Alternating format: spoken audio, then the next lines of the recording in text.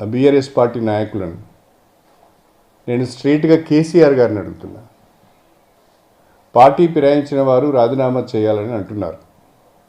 మేము బీఆర్ఎస్ పార్టీలోనే ఉన్నాము, బీఆర్ఎస్ నాయకత్వానికి దూరంగా ఉంటున్నాము, నియోజకవర్గ అభివృద్ధి కొరకు కాంగ్రెస్ ప్రభుత్వంతో కలిసి పనిచేస్తున్నామని చాలా స్పష్టంగా చెప్తున్నారు.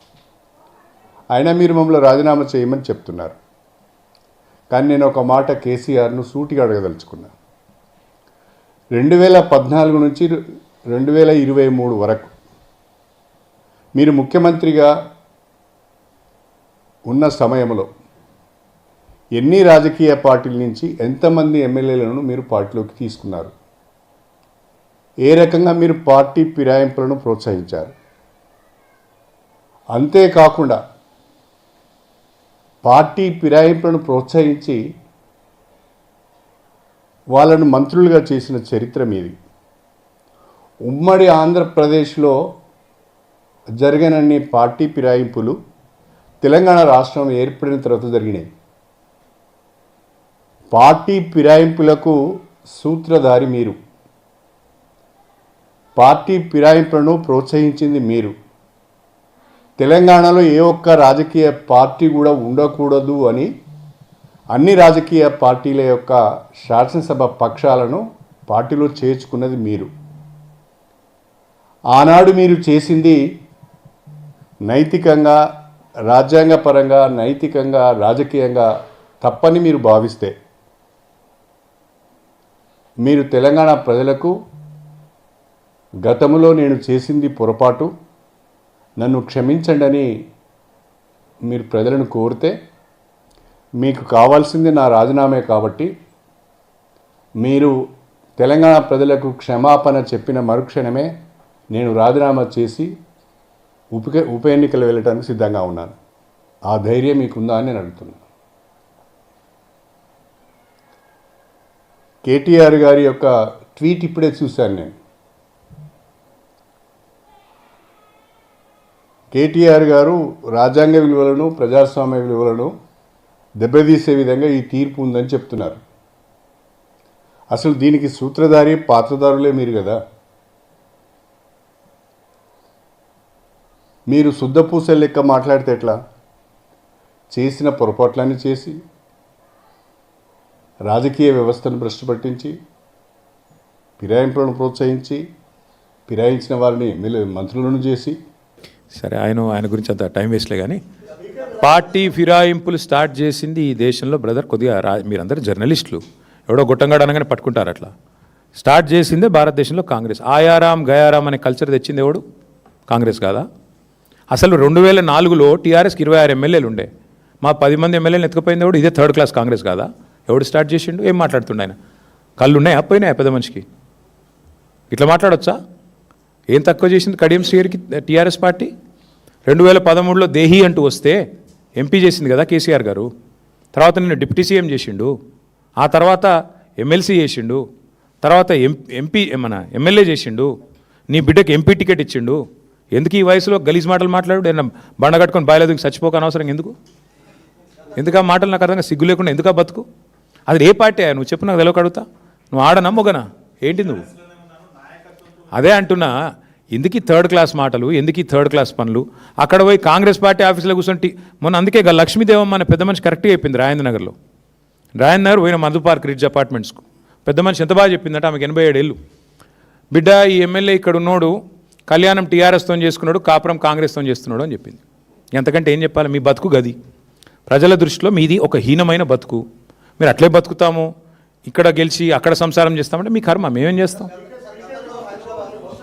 స్పీకర్ గారిది ఏముందండి పాపం, ఆయన నాడిస్తున్నది రాహుల్ గాంధీ. ఏం చేస్తాడు స్పీకర్ గారు? మా ప్రసాద్ అన్న మంచోడే, కానీ ఏం చేస్తాడు ఆయన? All I'm saying is, see, the Speaker of the Telangana Legislative Assembly is under tremendous pressure from Mr. Rahul Gandhi. Rahul Gandhi is joke of a leader. On the one hand, he flaunts the Constitution of India. He continues to maintain that he is the savior, the vanguard of Constitution of India. And he also talks about defections and how automatic disqualification should be brought in. Nyaya Patra karke दिखा के बात कर रहे थे यहीं पे तेलंगाना में.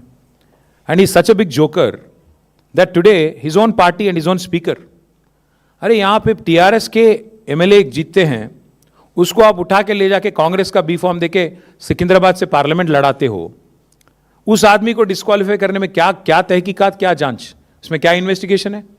एक अंधे को भी दिख रहा है ना कि एमएलए जीता टीआरएस से, वही एमएलए का इस्तीफा दिए बगैर जाके एमपी लड़ा वो कांग्रेस से.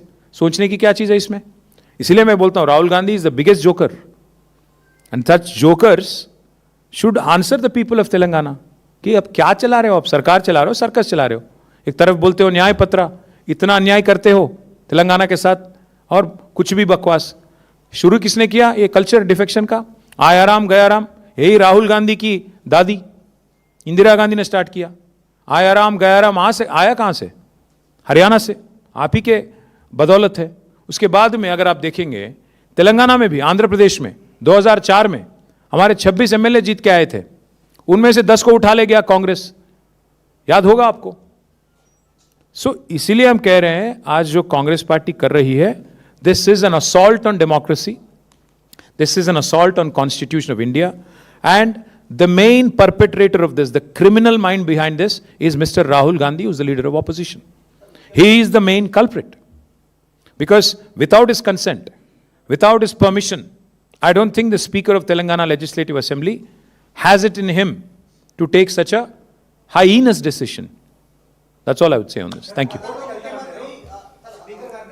ఎంత దరిద్రం అంటే స్పీకర్ కార్యాలయం ఎట్లా పనిచేస్తుందంటే 10 మంది పిటిషన్లు రిజెక్ట్ చేశారు, కనీసం ఆర్డర్ ఇవ్వడానికి కూడా భయపడుతున్నారు. మేము ఆర్డర్ ఇస్తే మేము వెంటనే కోర్టుకు పోతాం వాళ్ళకి తెలుసు. ఆర్డర్ కాపీ ఇస్తలేరయ్యా, ఏ చెప్పంటావు? అంటే మాకు కాజ్ ఆఫ్ యాక్షన్ ఉండాలి కదా, ఆర్డర్ కాపీ రావాలి కదా. టీవీలో స్క్రోలింగ్ సరిపోదు, కోర్టుకు పోవాలంటే ఆర్డర్ కాపీ కావాలి, కాపీ ఇస్తలేరు. గంత భయపడుతుండ్రు వాళ్ళు. నిజంగానే రేవంత్ రెడ్డి గారి ప్రభుత్వం, కాంగ్రెస్ ప్రభుత్వం అద్భుతాలు చేసి ఉంటే వారు చెప్పినట్టు 2.5 ఏళ్లలో ఎలక్షన్లు ఎదుర్కోవడానికి ఎందుకు భయం? ఉప ఎన్నికలు రండి, 10 మంది రాజీనామా చేసి రండి. వద్దంటాము మేము. Yes sir.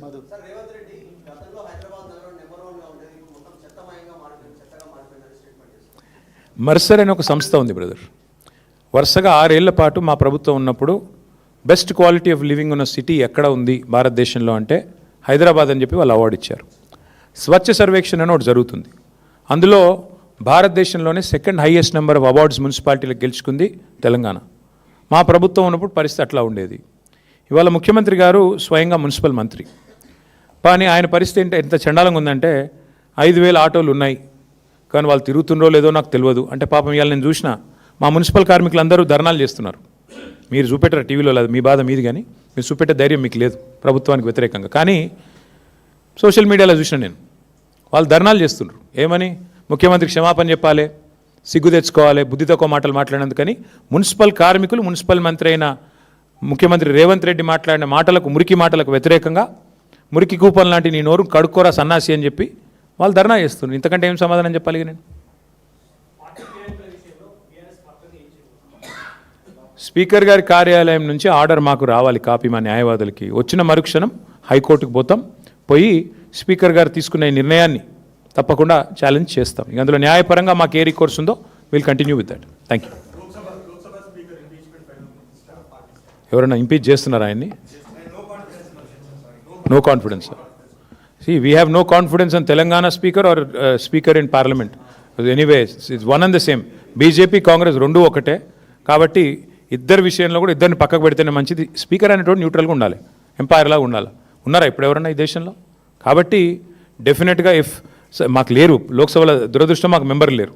ఉంటే మేము కూడా ఆయన ఎత్తవతల భార్యాలని మేము కూడా ఓటేస్తాం. వాళ్లకు నేను ఏమనాలి, వాళ్ళని ఏం చెప్పాలి? ఇప్పుడు 12 ఏళ్ళు అయిపోయింది తెలంగాణ ఏర్పడి, మేము అభివృద్ధిలో దూసుకొని పోతున్నాం. మాకు వేరే వాళ్ళ గురించి తప్పుడు మాటలు మాట్లాడాల్సిన కర్మ మాకు లేదు. ఆంధ్ర బాగుండాలి, తెలంగాణ బాగుండాలని మేము కోరుకుంటాం. మా తమ్ముడు కృష్ణదేవరాయ గారు కూడా కొంత హైదరాబాద్లో ఉంటాడు, ఆయన కూడా ఇట్లాంటి పిచ్చి పిచ్చి మాటలు మాట్లాడవద్దని వారికి విజ్ఞప్తి. నువ్వు తమ్ముడివి, యువకుడివి, మంచి మాటలు మాట్లాడు, మీ ఆంధ్రప్రదేశ్ అభివృద్ధి గురించి మాట్లాడు, చంద్రబాబు నాయుడు గారు చేస్తున్న గొప్ప పనుల గురించి చెప్పుకో, కానీ మా తెలంగాణ మీద ఏడుపులు బంద్ చేయాలని విజ్ఞప్తి. Thank you. ఎవరిని పిలవాలి?